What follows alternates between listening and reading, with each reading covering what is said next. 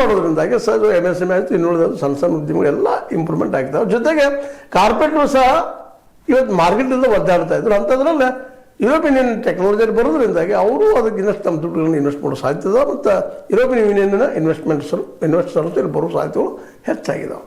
ಇದು ಒಂದು ರೀತಿ ಲಾಭ ಆದ್ರೆ, ಇನ್ನೊಂದು ನಾವು ಜಾಗ್ರತೆ ಆಗಲೇಬೇಕಾಗಿದೆ.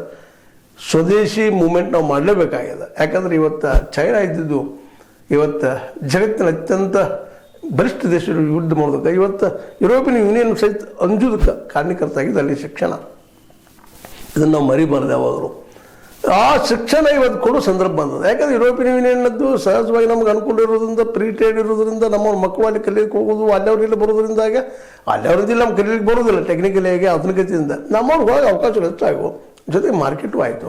ಮತ್ತು ನಮ್ಮಲ್ಲೇ ಇಂಡಸ್ಟ್ರಿ ಮಾಡ್ಕೊಳ್ಳಿಕ್ಕೆ ಅವಕಾಶ ಹೋಗೋದ್ರಿಂದ ನಮ್ಮ ವಿದ್ಯಾರ್ಥಿಗಳು ಬೆಳೆದಕ್ಕಾಗ್ತದೆ. ಅದಕ್ಕೆ ಇಲ್ಲಿಯೇ ನಮ್ಮ ಬಜೆಟಲ್ಲಿ ಮತ್ತು ಯುದ್ಧದ ಅವಕಾಶ ಕಡಿಮೆ ಅದು. ಯಾಕಂದರೆ ಅಮೇರಿಕ ಇವತ್ತು ಅನಿಸ್ತಾ ಇದೆ, ಯಾಕೆ ಯುರೋಪಿಯನ್ ಯೂನಿಯನ್ ಅದಪ್ಪ ಜೊತೆಗೆ ಭಾರತ ಜೊತೆಗೆ ಅನ್ನುವಂಥ ಭಯ, ಅದು ಕಳ್ಕೊಂಡಪ್ಪ ಅನ್ನುವಂಥ ಭಯ.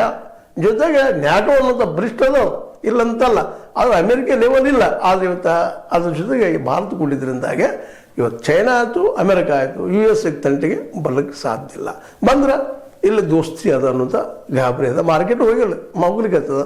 ಯಾಕೆ ದುಡ್ಡಿದ್ರೆ ಎಲ್ಲ ಗುದ್ದಾಡುವಂಥದ್ದು, ದುಡ್ಡು ಕಡಿಮೆ ಆಗಿಬಿಟ್ರೆ ಇಂಥ ಒಂದು ಪ್ರಸಂಗ ಬಂದದ್ದು. ಈ ಪ್ರಸಂಗದಲ್ಲಿ ಮೋದಿಯವರು ಸ್ವದೇಶಿ ಮೂವ್ಮೆಂಟ್ ಮಾಡೋ ಜೊತೆಗೆ ನಮ್ಮ ನಮ್ಮಲ್ಲಿ ಒಕ್ಕಲ್ತನಕ್ಕೆ ಲಾಭ ಇಲ್ಲ. ಇವತ್ತು ಅವ್ರದ್ದು ಒಕ್ಕಲ್ತನಕ್ಕೆ ಲಾಭ ಆಗುವಂಥ ನಮ್ಮ ಇದು ಬೇಕಾಗಿಲ್ಲ. MSP ಮುಖ್ಯವಾಗಿ ನಮ್ಮ ಏನಪ್ಪ ಅಂತಂದ್ರೆ ವಿಶೇಷವಾಗಿ ಏನಪ್ಪ ಅಂತಂದ್ರೆ ಈ MS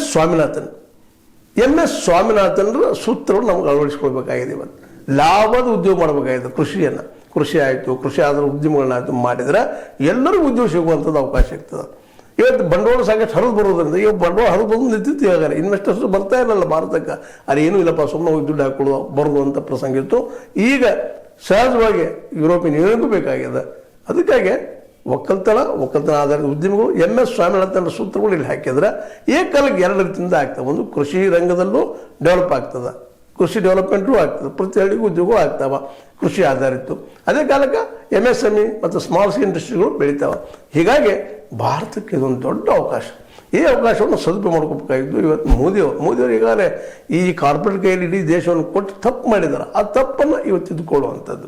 ಅದರ ಜೊತೆಗೆ ಇಲ್ಲಿಯ ಧರ್ಮ ಲೆಂಡರ್ ಅಂತೀವಿ ನಾವು. ಯಾಕಂತಂದ್ರೆ ಧರ್ಮಾಂತರ ಕೈಯಿಂದ ಮಾಬ್ ಲಿಂಚಿಂಗ್ ಅದೆಲ್ಲ ಆಗಿದ್ದು ನೋಡಿದ್ವಿ. ಇವತ್ತು ಕೊಟ್ಟು ಇವತ್ತು ದೇಶ ಇನ್ನಷ್ಟು ನಮ್ಮನೆ ಒಡಕಗಳಾಗಿ ಛಿದ್ರ ಆಗುವಂಥ ಪ್ರಸಂಗಗಳು ಬರ್ತಾ ಇದ್ದಾವೆ.